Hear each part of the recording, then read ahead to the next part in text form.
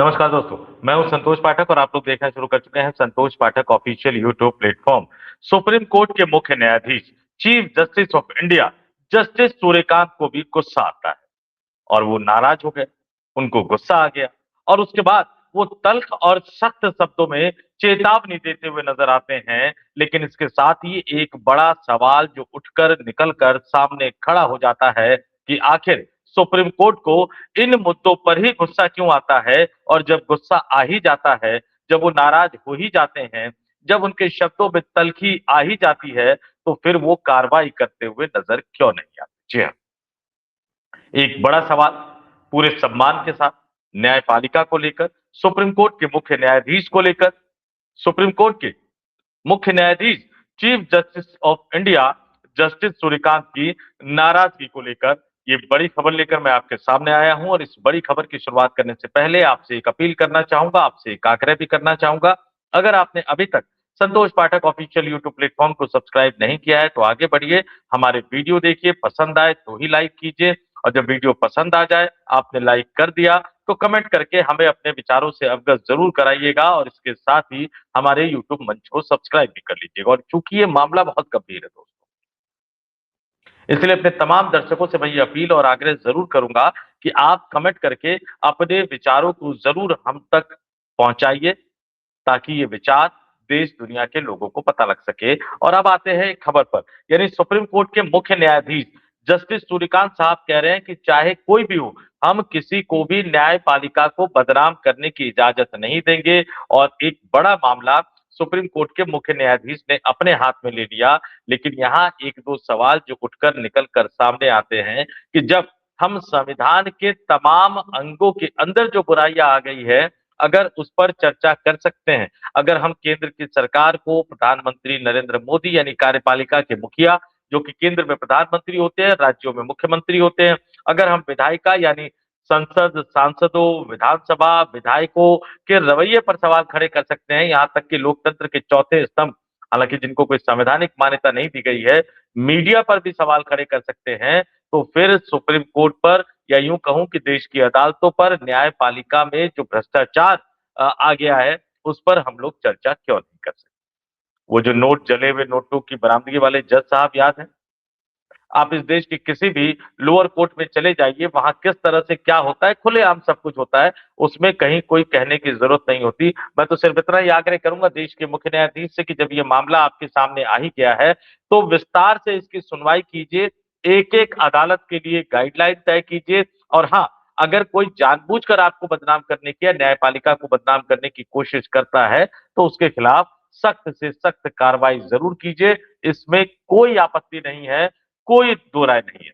अब मैं पूरा मामला बता देता हूं। मुख्य न्यायाधीश जस्टिस सूर्यकांत की अगुवाई वाली पीठ ने जो मामला उनके पास गया था उसको गंभीर बताते हुए कहा कि न्यायपालिका को बदनाम करने की सुनियोजित साजिश प्रतीत होती है। भारत के प्रधान न्यायाधीश यानी सुप्रीम कोर्ट के मुख्य न्यायाधीश जस्टिस सूर्यकांत ने कहा कि मैं किसी को भी संस्था को बदनाम करने की अनुमति नहीं दूंगा। और ये मामला कौन सा है? ये मामला केंद्र की नरेंद्र मोदी सरकार, उनके बड़े यशस्वी शानदार शिक्षा मंत्री धर्मेंद्र प्रधान के अंतर्गत आने वाले एनसीईआरटी से जुड़ा हुआ है। जी हाँ, जो किताबें छापने का काम करती है ना स्कूल के विद्यार्थियों के लिए, हालांकि समय पे किताबें कहाँ मिल पाती है, लेकिन फिर भी उससे जुड़ा हुआ मामला है। और ये मामला क्या है? दरअसल देश की न्यायिक व्यवस्था को लेकर एक महत्वपूर्ण विवाद खड़ा हो गया। और क्यों खड़ा हो गया है?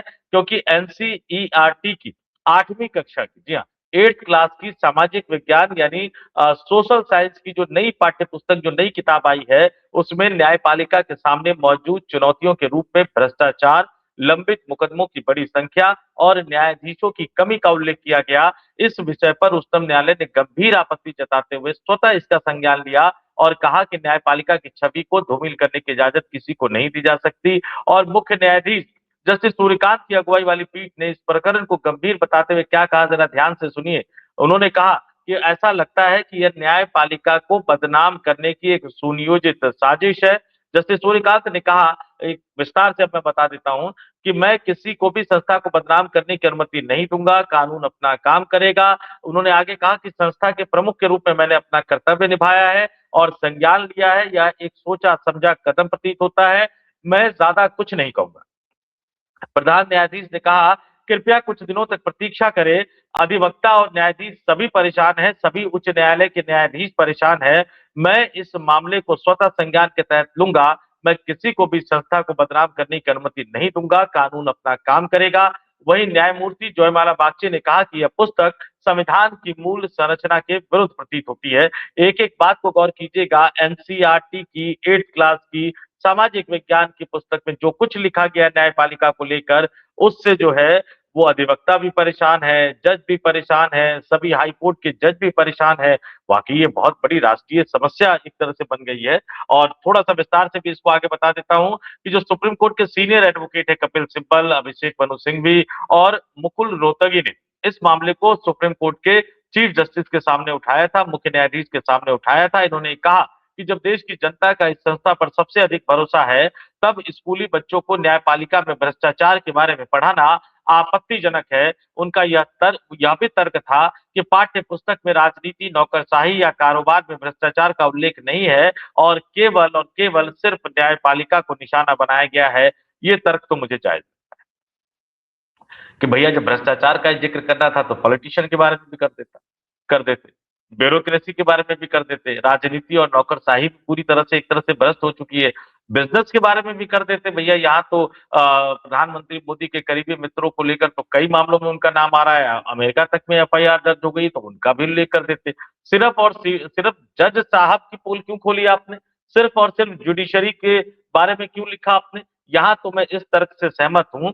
और ये जो है कि इसका जो क्या बोलते हैं उसको, लेसन का जो नाम है 8th क्लास की सोशल साइंस की बुक में हमारे समाज में न्यायपालिका की भूमिका शीर्षक से प्रकाशित किया गया है। और पहले के संस्करणों में जहां न्यायपालिका की संरचनाओं, न्यायालयों की संरचना जो होती है, कार्यप्रणाली और न्याय तक पहुंचने पर ध्यान केंद्रित था, वही नए संस्करण में न्यायपालिका यानी व्यवस्था की चुनौतियों पर भी चर्चा की गई है। और न्यायपालिका में भ्रष्टाचार शीर्षक खंड में कहा गया है कि विभिन्न स्तरों पर लोगों को भ्रष्टाचार का सामना करना पड़ सकता है और गरीब तथा वंचित वर्गों के लिए इससे न्याय तक पहुंच और कठिन हो सकती है।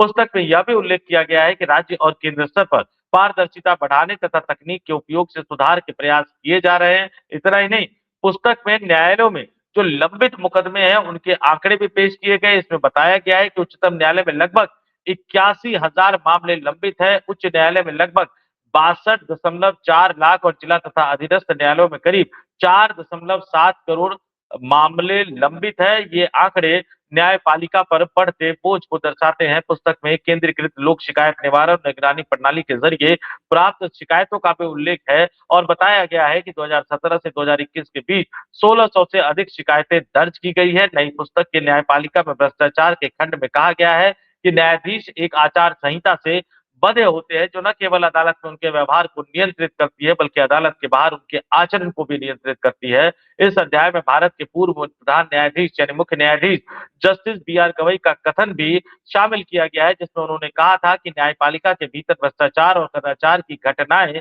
जन विश्वास पर नकारात्मक प्रभाव डालती है, किंतु त्वरित और पारदर्शी कार्रवाई से इस विश्वास को पुनः स्थापित किया जा सकता है। और इधर सर्वोच्च न्यायालय की पीठ ने कहा कि भैया उसके पास देश भर से फोन आ रहे हैं और न्यायपालिका में भ्रष्टाचार के चयनात्मक उल्लेख को लेकर चिंता व्यक्त की जा रही है।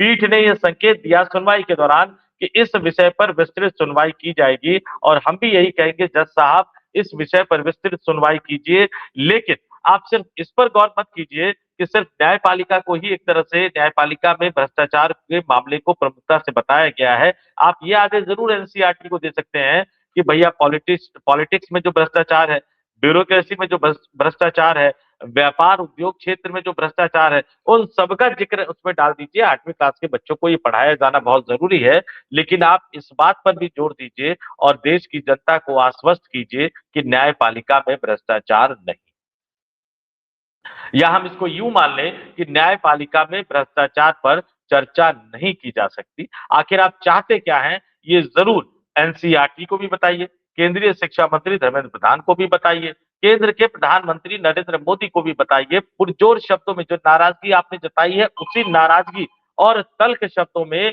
आप अपना विरोध जो है वो दर्ज कराते रहिए, आप अपना विरोध जो है वो व्यक्त करते रहिए। उस विरोध को, उस जो तमाम बातें जो आपने कही है, उसको अपने फैसले में भी लिखते हुए नज़र आइए, लेकिन इसके साथ ही देश की जनता को भी ये भरोसा दीजिए कि न्याय उन्हें सस्ता मिलेगा, सुलभ मिलेगा, आसानी से मिलेगा, बिना किसी भ्रष्टाचार के मिलेगा। क्योंकि आपके ऊपर निश्चित तौर पर मैं कहूँ कि बहुत सारे लोगों की उम्मीदें जो है वो बनी हुई है और तमाम लोग, इस देश के तमाम लोग जो हैं, वो बड़ी उम्मीदों से इस देश की अदालतों की तरफ देखते हैं। तो उम्मीद करते हैं कि आप ज़रूर आपके पीठ की तरफ से न्याय मिलेगा लोगों को और मैं देश के लोगों से कहूँगा भैया कि जनता जनार्दन ही असली मालिक होती है। तो आप ज़रूर कमेंट करके बताइएगा कि जज साहब की नाराज़गी जायज़ है या नहीं? और मोदी सरकार ने जो खेल किया है, वो गलत नियत से किया गया है, जानबूझकर किया गया है या अनजाने में किया गया है? और शिक्षा को स्कोर सेटल करने का माध्यम क्या नरेंद्र मोदी सरकार बनाती हुई नज़र आ रही है? आपका क्या मानना है? कमेंट करके ज़रूर बताइएगा। इस वीडियो में इतना ही। जाते-जाते फिर आपसे अपील करूँगा, वीडियो पसंद आया हो तो लाइक कर दीजिए, शेयर कर दीजिए और हमारे चैनल को सब्सक्राइब ज़रूर कर दीजिएगा। नमस्कार।